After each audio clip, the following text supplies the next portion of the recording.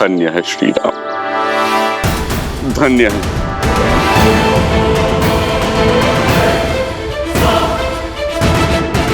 जिनके नाम मात्र से जन्म मरण का भवसागर तर जाए, जिनके दर्शन मात्र से जन्मों का दुख मिट जाए। महाराज, उनके स्पर्श से आपकी पीड़ा तो दूर होनी ही थी। हनुमान, अपने वाक चातुर्य से, अपने प्रेम और अपने आदर से इस नर को नारायण मत बनाओ हनुमान। ये मेरी नहीं, मित्रता की शक्ति है। स्नेह और करुणा रस में डूबी मित्रता अमृत होती है, जो अपने स्पर्श से तन की पीड़ा हर लेती है। ये शक्ति मित्रता की ही है हनुमान, जो एक के बोल दूसरे के मन में उत्साह जगा देते हैं।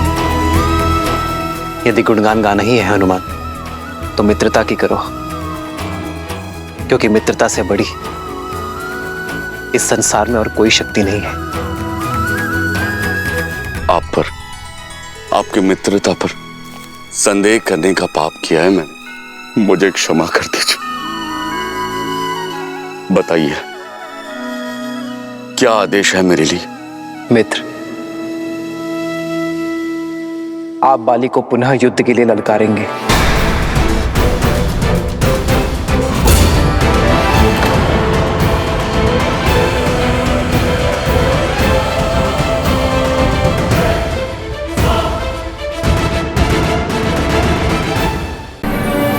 देवी आदि पराशक्ति हूं, शिव जो सर्वशक्तिमान आदि गुरु है, उसी शिव का उग्र और भयंकर अवतार है काल भैरव।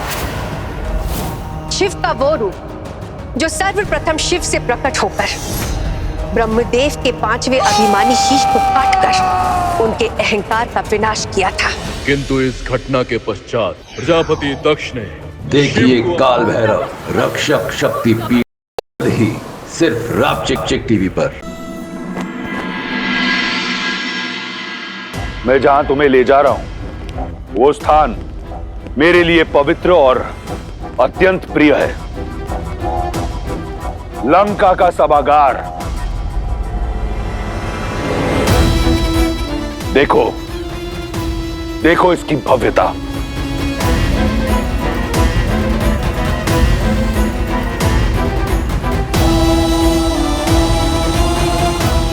इस समृद्ध सभागार का एक एक स्वर्णिम पत्थर रावण के रक्त, समर्पण और अथक परिश्रम का साक्षी है। ऐसी भव्यता ना तो इंद्र के अमरावती में है, ना ही विष्णु के वैकुंठ में। ऐसा गौरव ना ब्रह्मलोक में है और ना सूर्यलोक में इतना तेज। यह है मेरा सिंहासन।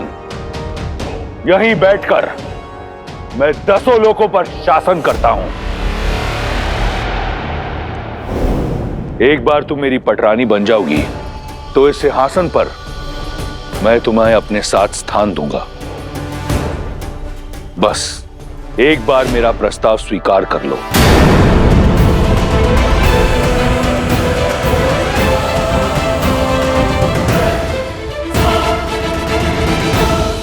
ये सम्मान, ये प्रतिष्ठा मैंने अपने बल पर अर्जित की है।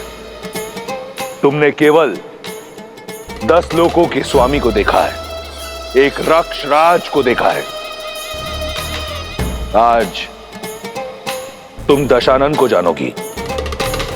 वो दशानन जिसका बचपन अभाव में बीता, जिसने एक टूटी कुटिया में जन्म लिया, अपने साहस और हठ से भव्यता का ये महासागर पाया, अपने पिता का परित्याग सहा, भूख और प्यास से बिलखते हुए अपने भाई बहनों का करुण रुदन सहा, बलशालियों का तिरस्कार सहा।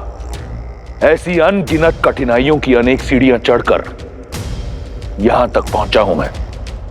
जो प्राप्त किया अपने बल से, प्रहार से, प्रयास से, नियति से छीन कर किया, अपने शौर्य, अपने कर्म, अपने इच्छा शक्ति से किया।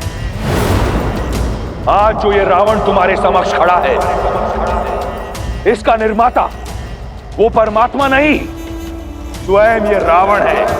मैं दशानन स्वयं को लंका का राजा घोषित करता हूं। और ये रावण कुछ नहीं से सब कुछ पाना चाहता है। यही उसकी हद है।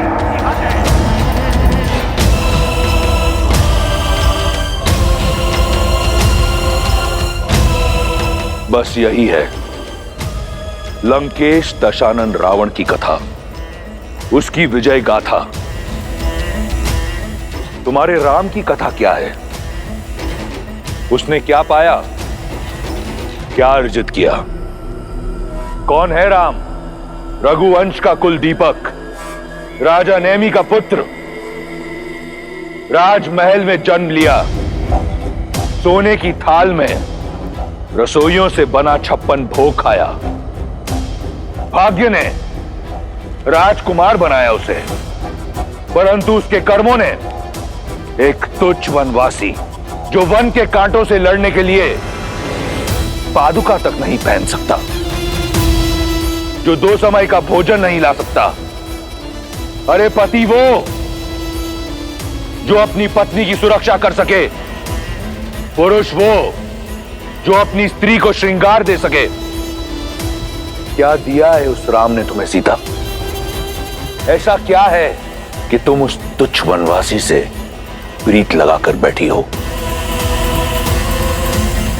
ऐसा क्या है कि तुम दशानन को पाने का अवसर खो रही हो?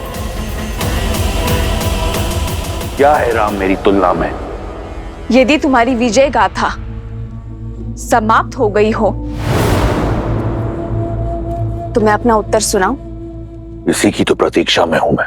ब्रह्मांड विजय के नाम पर इस संसार की हर वस्तु को अपने अधीन बनाने की चेष्टा में तुम ये तो भूल ही गए कि एक स्वाभिमानी स्त्री का प्रेम, उसका सम्मान, उसकी आत्मा कोई वस्तु नहीं है जिसे तुम अपने स्वर्ण की चमक धमक दिखाकर आकर्षित कर सको। जब अपनी इच्छा से अपने श्री राम के लिए उनके साथ चली इस 13 वर्ष की वन यात्रा में एक बात तो स्पष्ट हो गई है रावण, कि एक स्त्री को जीने के लिए सुविधा और संसाधन नहीं, एक साथी का निस्वार्थ और समर्पित प्रेम चाहिए। इस संसार में सबसे बहुमूल्य धन है अपने साथी के साथ बिताए हुए सुख के क्षण, और जो क्षण मैंने श्री राम के साथ बिताए हैं उससे अधिक मूल्यवान तो तुम्हारी इस संपूर्ण लंका के स्वर्ण भी नहीं है। सीता की समृद्धि, श्री राम का प्रेम, उनका साथ है।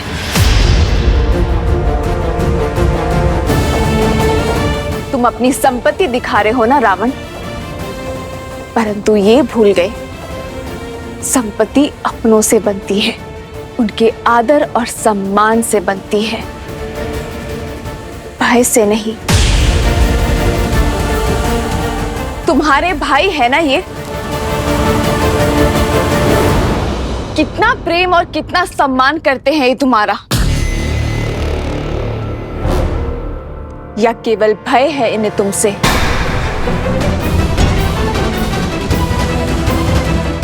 यदि भय ना होता तो तुम्हें भी भरत और लक्ष्मण भैया जैसे भाई होते। एक भाई जो अपने भाई की चरण पादुका को अपने मस्तक पर ढोकर उनके नाम से अयोध्या का राज्य चला रहा है।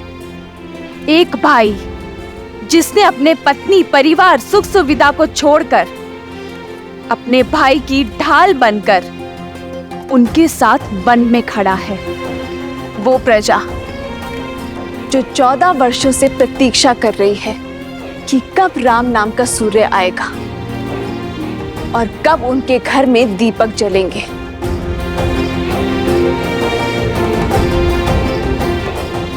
है तुम्हारे पास एक भाई जो केवल भय से तुम्हारे साथ है, जिसके मन में और मस्तक में किसी और की भक्ति और किसी और के नाम का तिलक लगा है। एक वो भाई जिसे लालच के कारण तुमने जीवन भर के लिए निद्रा के पाश में बांध दिया है। वो पुत्र जिसे संस्कार नहीं दिए तुमने, पर शस्त्र बनाकर पाला है उसे। श्री राम से बड़ा ना कोई धन है और ना कोई रत्न।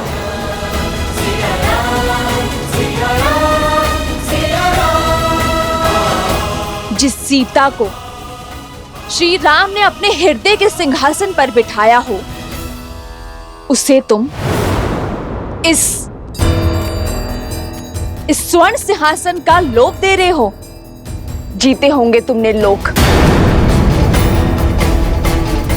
किंतु मेरे श्री राम ने अयोध्या से निकलकर इतने हृदय जीते हैं कि यदि तुम गिनने बैठोगे ना, तो तुम्हारा ये जीवन कम पड़ जाएगा। तुम इन स्वर्णिम शिलाओं पर दम ले रहे हो। मेरे श्री राम ने शिलाओं में प्राण दिए हैं। प्रेम वो धागा है, वो बंधन है जो हर लोभ, हर लालसा से परे है। अपनी समृद्धि को बढ़ाने में ध्यान केंद्रित करो रावण, किसी और की स्त्री को अपना बनाने में नहीं, क्योंकि समृद्धि की परिभाषा प्रेम और आदर है, जो मेरे मन में श्री राम के लिए अपार है। अब भी समय शेष है रावण, क्षमा मांग लो मेरे श्री राम से। मुझे ससम्मान पुनः लौटा दो उन्हें और अपने इस सिंहासन पर अपनी पत्नी को ससम्मान स्थान दो। नहीं आएगा तुम्हारा राम। आएंगे, मेरे राम आएंगे। विश्वास को बांध कर रख सके ऐसा कोई पाश नहीं, प्रेम पार ना कर सके ऐसा कोई सागर नहीं। मेरे श्री राम आएंगे मुझे लेने।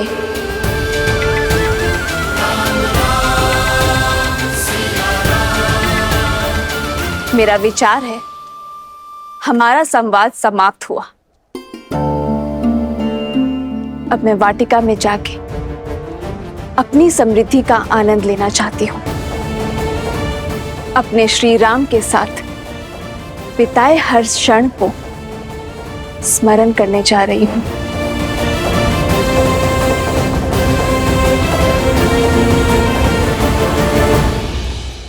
रुको सीता।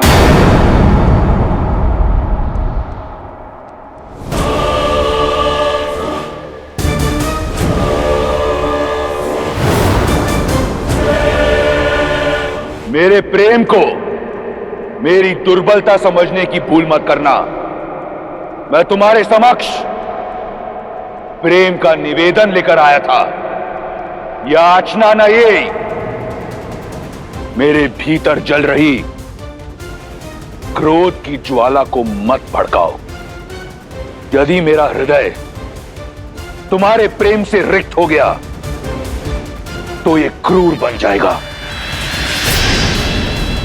यदि मैं तुम्हारा प्रेम ना पा सका तो ये समस्त संसार रावण के नाम मात्र से भयभीत होगा। मेरे भीतर सो रहे राक्षस को मत जगाओ।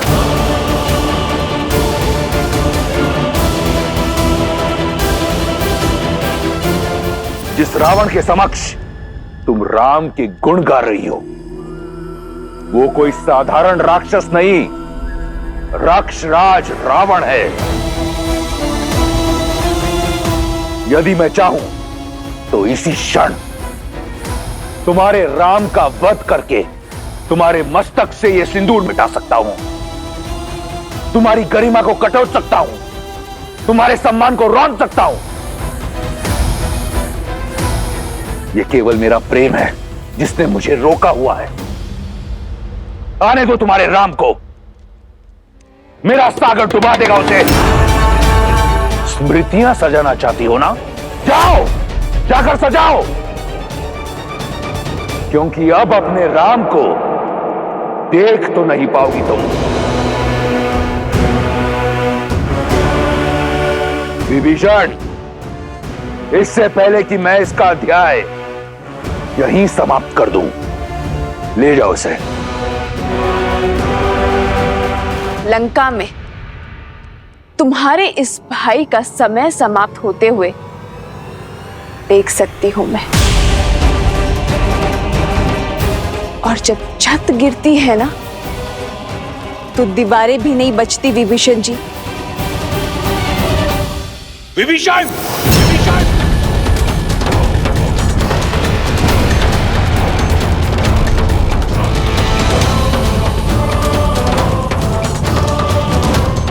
देवी,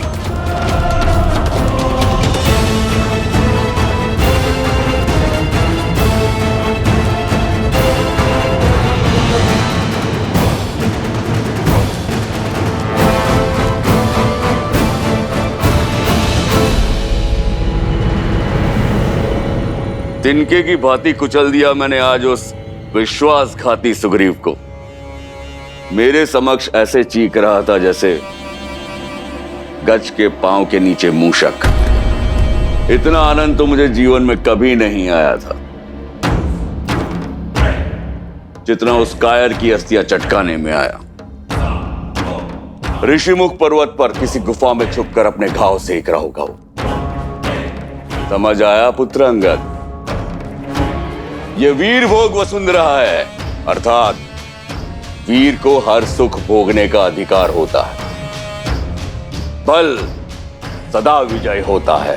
अब वो भगोड़ा मुझे अपना मुख कभी नहीं दिखाएगा। बाहर निकल! कहां छुपा बैठा है कायर? बाहर आ, युद्ध कर मुझसे! बाहर आ, युद्ध कर मुझसे!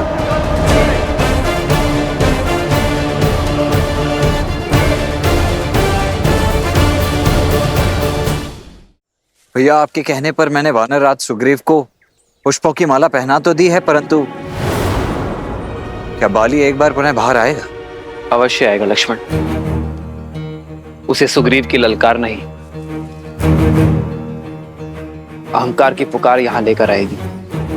परंतु आप इतने विश्वास के साथ कैसे कह सकते हैं भैया? यदि बाली ने सुग्रीव के गले में वो माला देख ली और उसे संदेह हो गया तो? यदि उसे हमारी योजना का तनिक भी भान हो गया तो फिर? अभिमान की पट्टी बहुत गाढ़ी होती है लक्ष्मण। एक बार नेत्रों पर पड़ जाए फिर कुछ दिखाई नहीं देता। बल के मद में डूबे अभिमानी ये जान ही नहीं पाते कि उन्हें कौन से युद्ध लड़ने चाहिए और कौन से टालने।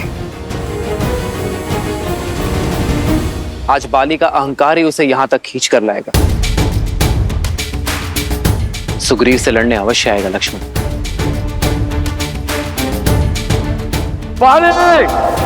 कायर, बाहर आ, युद्ध कर मुझसे!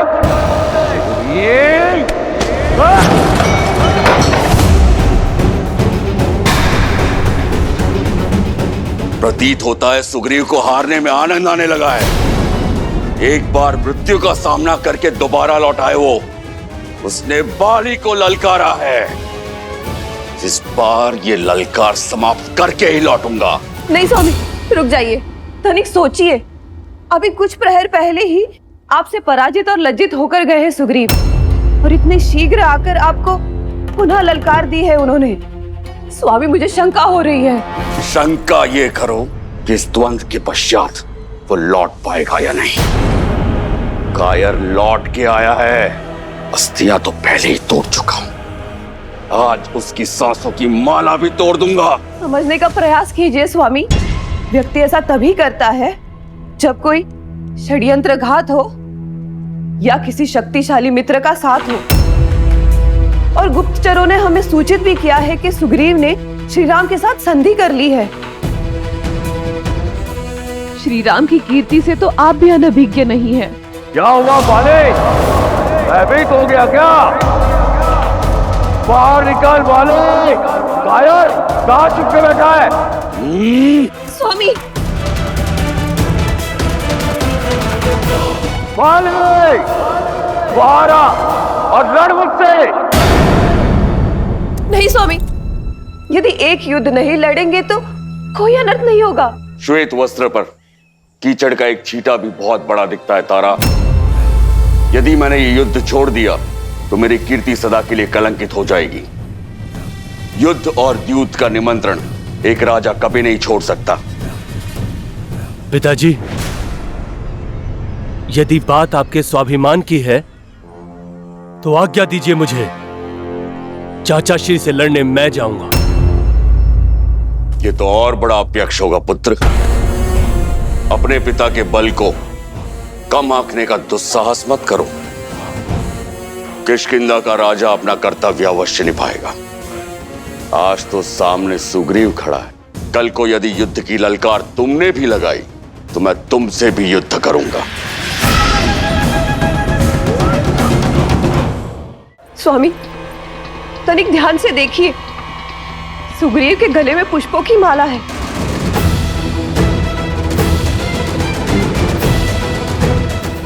अब तो समझ जाइए स्वामी, सुग्रीव अवश्य ही कुछ अनिष्ट करने वाला है। कहीं ये संकेत तो नहीं किसी आघात का? यदि पुष्पों की ये माला राम की कोई योजना भी हुई तो भी मैं बाहर जाऊंगा। सुना है राम के विषय में, वो बड़ा ही पराक्रमी है, न्यायवादी है, मर्यादा का प्रतीक है। सोचो तारा, तुम्हारे बाली का भय एक मर्यादा पुरुषोत्तम से भी अधर्म करवाएगा। सोचो क्या कीर्ति होगी मेरी कि मेरे विरुद्ध राम को षड्यंत्र करना पड़ा। आज या तो सुग्रीव के सांसों की लड़ी टूटेगी या राम के मर्यादा की कड़ी।